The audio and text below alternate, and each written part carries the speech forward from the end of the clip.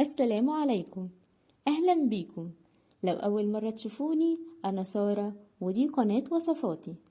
النهاردة هنعمل مع بعض الزبادي بالفراولة. زي ما انتوا شايفين زبادي كريمي ومتماسك وأجمل بكتير من الزبادي الجاهز. يلا بينا نبدأ ونشوف حضرناه ازاي.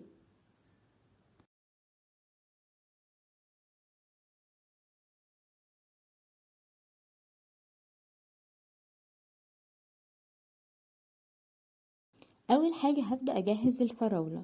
في طاسة على نار متوسطة ضفت نص كيلو من الفراولة وعليها نص كوباية من السكر،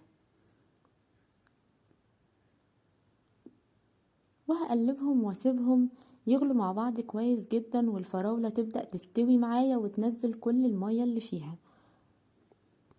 يعني بالظبط كأننا بنجهز مربى فراولة.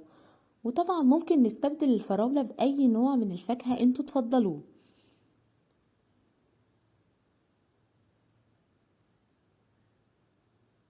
ولما الفراولة تغلي وتبدأ تدخل معايا في السوا بالشكل ده هضيف عليها عصير نصف ليمونة.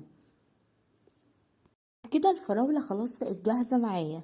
نبدأ بقى نحضر الزبادي.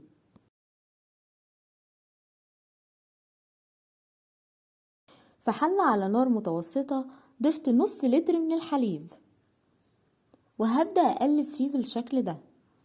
هنستمر في التقليب لحد ما الحليب يوصل لمرحلة الغليان.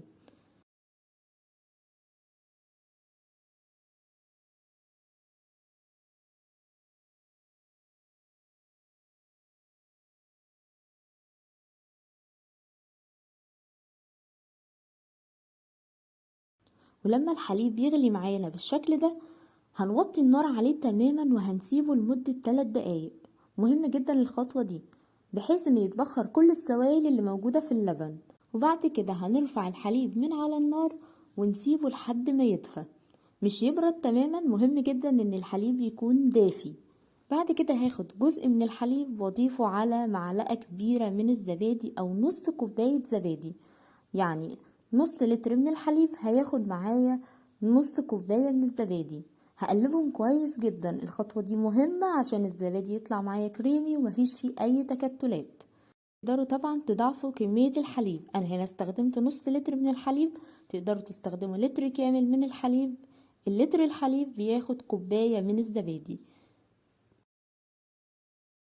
هنبدأ بقى نضيف معلقة كبيرة من الفراولة في كل كوباية، وبعد كده هنضيف عليهم خليط الزبادي.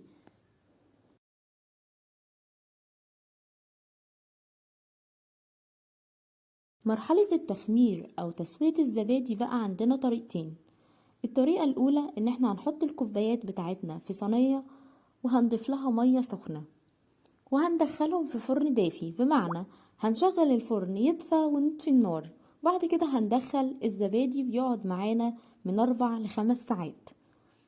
اما الطريقة التانية هي اننا بنغطي الزبادي بفوطة او بقطعة قماش صوف او قطعة قماش تقيلة ونسيبه في مكان دافي لمدة 6 أو 7 ساعات، وبعد كده هندخله التلاجة لمدة 4 ساعات. بيكون الزبادي جاهز معانا للأكل. في مجموعة من الملاحظات مهمة جدا لنجاح الزبادي معانا. أول ملاحظة إن لازم يكون الحليب اللي أنا بستخدمه حليب كامل الدسم، ويكون كمان من مكان مضمون، ده مهم جدا.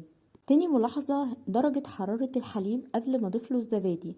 مهم جدا ان الحليب بتاعي يكون دافي، وده هنقدر ان احنا نعرفه من خلال اختبار بسيط جدا. ان احنا هنحط صباعنا بس لمدة 10 ثواني في الحليب، لو تحملنا درجة حرارته يبقى كده الحليب جاهز معايا على طول. انا هنا استخدمت الطريقة الاولى في التخمير. ضفت مية سخنة ودخلت الصينية الفرن، خدت معايا بالظبط 4 ساعات في الفرن.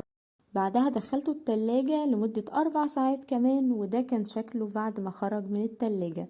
شايفين قد ايه كريمي ومتماسك، بجد حلو جدا. شايفين الوش بتاعه قد ايه سميك، ده طبعا علشان اللبن زي ما قلتلكوا لازم يكون كامل الدسم. ده كان فيديو النهاردة. لو عجبكم ما تنسوش تعملوا لايك وسبسكرايب للقناة وتفعلوا زر الجرس عشان يوصل لكم إشعار بوصفاتي الجديدة.